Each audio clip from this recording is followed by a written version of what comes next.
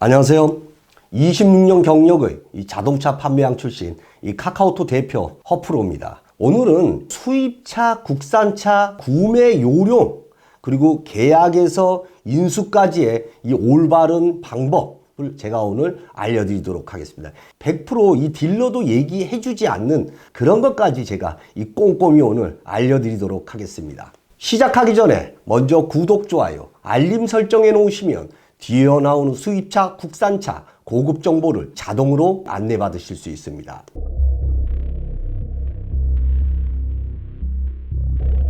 일단은 국산차하고 수입차의 구매 방법이 조금 다릅니다. 제가 오늘 국산차, 수입차 전부 다 알려드리도록 하겠습니다. 이 첫 번째는 이 차량 선택입니다. 이 첫 번째, 내가 수입차를 살지 국산차를 살지 이 차량을 선택을 먼저 하시는 게 가장 좋습니다. 그리고 두 번째는 차량에 대한 시승입니다. 내가 시승을 해야 되느냐 말아야 되느냐. 그리고 또한 이 차는 내가 혼자 타느냐 둘이 타느냐 가족용이냐 뭐 이런 것을 잘 보셔야 됩니다. 차량 시승은 이 딜러한테 시승을 신청을 하시면 됩니다. 내가 언제 시승을 하고 싶다 하면 매장에 가서 시승을 하셔도 되고, 아니면 집으로 갖고 와라 그래서 집에서 이 차를 받아서 이 시승을 하셔도 좋습니다. 그러니까 한꺼번에 뭐 두세 대를 시승을 하시고 싶다면 이 매장에 직접 나가시는 것이 가장 좋습니다. 매장에 나가기 전에 먼저 이 차가 있는지 확인을 하고 약속을 해서 나는 어떻게 시승을 하고 싶다라고 얘기를 하시면 됩니다. 그리고 세 번째는 이 남의 말을 너무 의식하면 안 됩니다.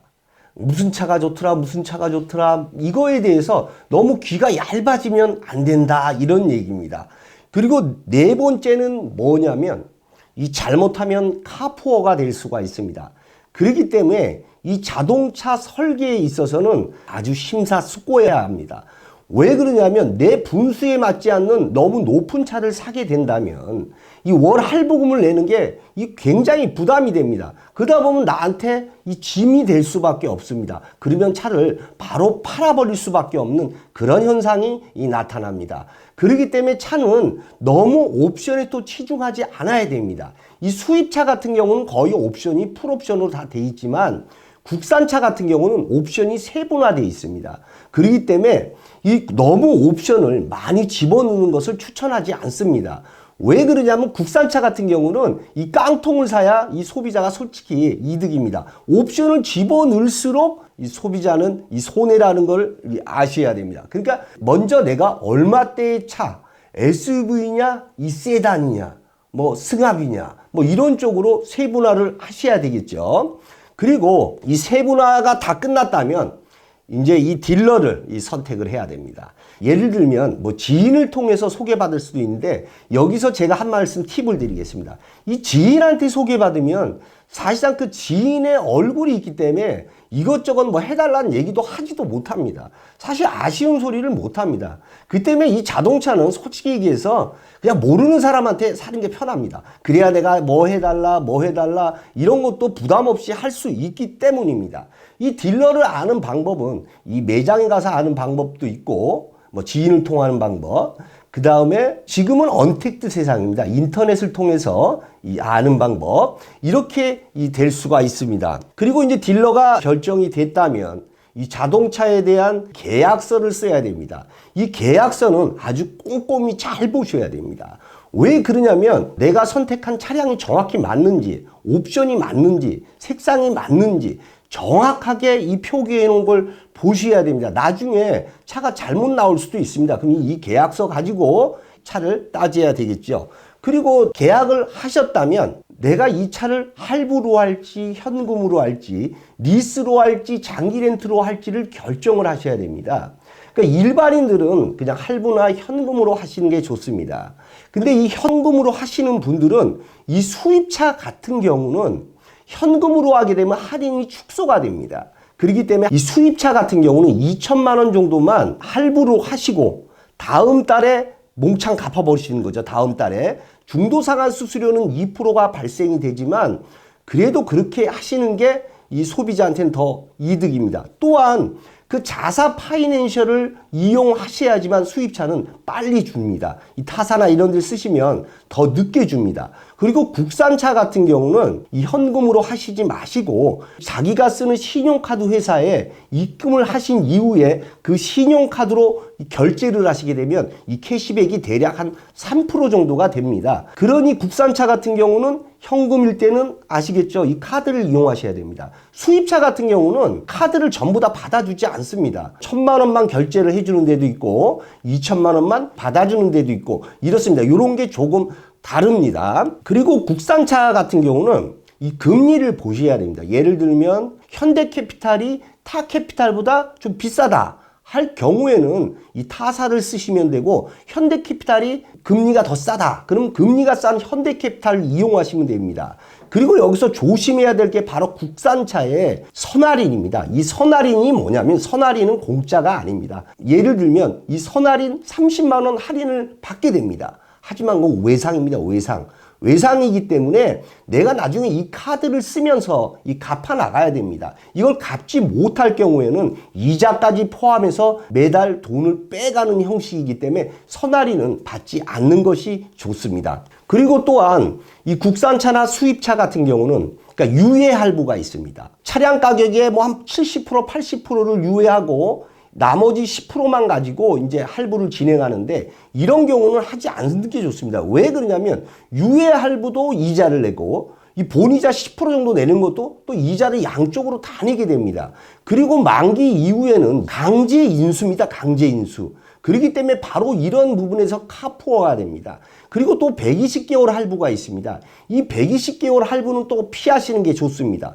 왜 그러냐면 120개월 할부를 하시게 되면 금리는 쌀 망정 1에서부터 뭐 한 36개월까지는 거의 이자 부분만 내는 겁니다. 예를 들어서 내가 36개월 이후에 내 이 차를 완납한다고 하면 거의 이자만 내고 원금은 다 남아있는 그런 상태가 되기 때문입니다. 그래서 허프로는 60개월 이상은 권장하지 않도록 하겠습니다. 그리고 이 차량 배정이 됩니다. 차량 배정이 됐을 경우 이 딜러하고 꼼꼼하게 보셔야 될 게 뭐냐면 내 차량이 맞는지, 옵션이 맞는지, 색상이 맞는지 이거를 재차 확인을 하셔야 됩니다. 재차 확인 안 하고 하셨다간 엉뚱한 차가 나오게 되면 서로 얼굴을 붉히는 그런 현상이 생깁니다. 또한 차량 배정을 받게 되면 이제는 어떻게 합니까? 차량에 대한 인도금을 보내야 됩니다. 그럴 때는 어떻게 하시냐면 딜러 개인 통장으로 보내주시면 절대 안 되고요. 수입차 같은 경우는 수입차 딜러사로 보내주면 되고 국산차 같은 경우는 회사나 아니면 본인 가상계좌를 보내줍니다. 그 가상계좌 쪽으로 이 등록비, 취득세 모든 것을 다 보내시면 되겠습니다. 자, 9번째입니다. 9번째는 딜러한테 너무 과다 할인을 요구하지 마십시오. 이 과다 할인을 너무 요구하다 보면 이 딜러도 먹고 살아야 됩니다. 그러다 보면 자꾸 전시차나 이런 할인차들을 자꾸 찾게 됩니다. 그만큼 소비자는 손해를 보게 됩니다. 어느 정점의 선이 가장 좋은 것 같습니다. 그리고 또한 너무 할인을 쫓다 보면 결국에는 이 사기꾼한테 걸리는 게 기정사실입니다. 그러니까 너무 과다 할인을 하지 말고 적정선에서 하시는 게 가장 좋다고 생각을 합니다. 그리고 또한 이 할인에 있어서 이 매장을 가시면 이거 팁입니다. 견적을 받게 되실 때 조심하셔야 될 게 딱 하나 있습니다. 뭐냐면 내가 미스테리 쇼퍼가 아니다라는 것을 딜러한테 분명히 고지를 해줘야 됩니다. 예를 들면 회사 명함이라든지 내가 집이 어디라든지 뭐 이런 것을 확실하게 얘기를 해줘야 됩니다. 왜 그러냐면 수입차나 국산차는 미스테리 쇼퍼를 회사에서 고용을 해서 할인을 해주는 딜러를 잡아내고 있습니다. 그래서 걸리게 되면 수백만 원의 과징금을 이 딜러한테 매기게 돼 있습니다. 그러면 딜러는 무조건 와서 깎아달라고 하면 혹시 미스테리 쇼파가 아닌가 싶어가지고 이 할인에 대해서 얘기를 잘 해주지 않습니다. 그리고 수입차 역시 마찬가지입니다. 그러니까 나는 어떤 회사를 다니고 정확한 사람이다 라고 나의 신분을 먼저 밝히는 것이 가장 좋습니다. 그리고 10번째, 차량 인수를 하게 됩니다. 차량 인수에서 아주 굉장히 중요합니다. 이게 중요한 게 뭐냐면 차량 인수를 받을 때 이 국산차는 임시번호가 나옵니다. 임시번호판으로 일단 받으세요, 차를. 임시번호판으로 받으시는 게 가장 좋습니다. 수입차는 번호판이 달려서 나옵니다. 근데 여기서 팩트를 하나 말씀을 드리겠습니다. 수입차나 국산차는 인수증에 사인을 하는 순간 모든 게 끝납니다.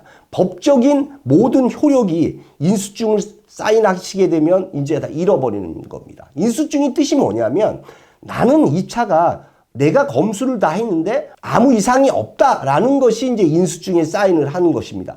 뭐 보지도 않고 그냥 사인했는데 차가 스크래치가 나 있습니다. 그럼 인수증에 사인하면 어떻게 됩니까? 그 이후에는 딜러한테 얘기를 해도 소용이 없습니다. 왜냐면 인수 과정에서 내가 이상이 없다고 이미 사인을 했기 때문입니다. 그러니까 아주 이것을 인수할 때는 차를 아주 꼼꼼히 살펴보셔야 됩니다. 그러나 여기서 소비자가 취할 수 있는 것은 뭐냐면 외관의 스크래치라든지 내장, 안에 내장의 어떤 흠집이라든지 이런 것밖에 볼 수가 없습니다. 그러니까 차를 시동을 걸어보시고 모든 기능을 다 한 번씩 작동을 해보셔야 됩니다. 문도 열어보고 뭐 작동이 제대로 되는지. 다만 엔진이나 미션에 대해서는 확인을 할 수가 없습니다. 그 부분은 레몬법이라는 게 있습니다. 위에 추천 영상을 보시면 허프로가 해놓은 레몬법에 대해서 상당히 자세하게 나와 있습니다. 그 부분은 이제 따질 논의가 있습니다. 11번째입니다. 시청자분들이 인수함에 있어서 차 인수할 때 검수 과정이 있습니다. 이 검수는 수입차는 PDA 센터에서 일단 첫 번째 검수를 하고 나옵니다. 국산차도 역시 마찬가지입니다. 근데 만이 하나 잘못될 경우가 간혹씩 일어날 수가 있습니다. 그런데 이 돈을 받고 검수를 해주는 업체가 있습니다. 한 10만 원씩 받고. 그런데 맡길 필요가 없습니다. 그건 진짜 날아가는 겁니다. 인터넷에 자동차 검수 방법이라고 찍으시면 리스트가 정확히 나옵니다. 그걸 보시고 이 검수를 하시면 될 것 같고, 그 검수를 해주는 대행업체는 검수를 한 이후에 뭐 썬팅이라든지 이런 쪽에 대해서 사실상 뒤통수를 많이 치는 경향이 많습니다. 모든 업체가 다 그런다는 것은 아닙니다. 대부분 그렇기 때문에 이 검수는 검수 업체에 맡기는 것보다 내가 뭐 썬팅하는 썬팅집 있지 않습니까? 그쪽에 맡기셔서 검수를 해달라면 충분히 하고도 남습니다. 그런 쓸데없는 돈은 버리지 않는 것이 좋다고 생각을 합니다. 또한 차량 구매에 있어서 매장이나 이 상담에 있어서는 딜러들은 사실상 자기네들이 마진이 좋은 그런 차들을 자꾸 추천하게 됩니다. 우리 시청자분들은 너무 할인이 많다고 해서 내가 원치 않는 차종을 구매하시는 것은 좋지 않은 방법이라고 생각을 합니다. 내가 원치 않는 차를 할인이 많다고 해서 타게 되면 그 차는 곧 또 바꾸게 됩니다. 용도를 설계를 잘 하셔서 맞춰서 구매를 하셔야 됩니다. 할인을 너무 많이 보시면 안 됩니다. 그리고 자동차는 이 썬팅이라든지 뭐 블랙박스, 하이패스, 언더코팅 뭐 여러 가지 많습니다. 유리막 코팅도 있고요. 이런 부분은 사실상 시청자분들이 업체를 선정해서 하시는 것보다는 딜러한테 맡기는 것이 좋습니다. 왜 그러냐면 딜러는 제휴가 돼 있기 때문에 굉장히 소비자보다는 더 싸게 합니다. 제품에 대한 품질도 역시 딜러가 더 해박하고요. 그리고 썬팅 같은 경우는 너무 고가의 썬팅을 할 이유가 없습니다. 썬팅은 거의 허프로 생각엔 거품이라고 생각을 합니다. 수입차나 국산차는 요즘에 유리를 보면 거의 솔라 컨트롤 글래스입니다. 그리고 또 윈드실드 글래스도 상당히 많은 편이고요. 그래서 썬팅이나 블랙박스 이런 것은 한 중간 정도로 하시는 게 가장 좋습니다. 그리고 이제 썬팅 이런 게 다 끝났다면 자동차 등록을 하게 됩니다. 이 자동차 등록에 있어서는 자동차 임시 운행 허가증이 있습니다. 그리고 자동차 제작증, 그리고 자동차 가입 증명서, 그 다음에 본인의 자동차 면허증, 이렇게 가지고 본인이 관할 구청에 가서 이 등록을 하시면 되는데 시간이 제법 걸리니까 그냥 대행료를 주고 이 맡기는 것이 이 가장 좋습니다. 그럼 등록이 다 끝났으면 어떻게 하시느냐? 이 차를 잘 타고 다니시면 됩니다. 이 1000km에서 한 2000km까지는 급가속이라든지 급정거 이런 것은 좀 피해 주시면 좋고, 이 미션 역시 무리하게 변속을 하시는 것보다는 그냥 찬찬하게 모든 기계가 이 자리를 잡을 수 있게끔 살살 운행을 하시는 것이 좋습니다. 신차가 나왔을 때 모든 비닐은 전부 다 벗기세요. 그 다음에는 창문을 활짝 열어놓은 이후에 히터를 크게 틀어놓고 그 안에 있는 그 신차 냄새라고 얘기하죠. 그 화학 성분의 그런 냄새를 모두 다 빼시는 게 가장 좋습니다. 그리고 지금은 이 언택스 세상입니다. 언택스 세상인데 이 계약 관련에 있어서 시청자분들이 저한테 가끔 문의로 오십니다. A라는 차를 5천만 원짜리 차를 현금으로 하면 4천만 원을 해주겠다. 근데 현금으로 보내라.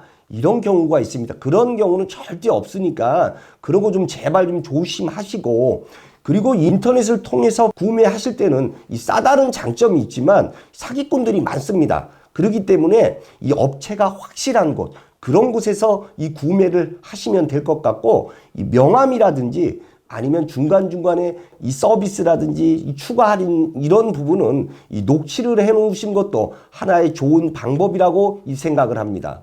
그리고 신차를 구매 이후에 뭐 차가 갑자기 운행 중에 엔진이 정지해 버린다든지 이런 경우가 종종 발생을 하고 있습니다. 그런 부분은 허프로한테 문의를 주시면 허프로가 레몬법에 대해서 상세히 알려드리며 또한 이 조언도 제가 해드리도록 하겠습니다. 지금까지 딜러가 알려주지 않는 수입차, 국산차 구매 방법 및 그 인수 과정, 썬팅, 그 다음에 차를 받은 이후에 약간의 길들이는 방법 제가 좀 간단히 좀 말씀을 드렸습니다. 이걸 제가 정말 적나라하게 말씀을 드리자면 뭐 1시간, 2시간, 3시간 하루 얘기해도 끝이 없습니다. 그런데 우리 시청자분들께서 정말 나는 궁금하다 이런 분들은 앞에 보시는 카톡이나 카카오톡 홈페이지에 글을 남겨주시면 이 허프로가 아주 상세하게 이 방법을 좀 더 알려드리도록 하겠습니다. 자, 지금까지 이 카카오톡의 허프로였습니다. 감사합니다.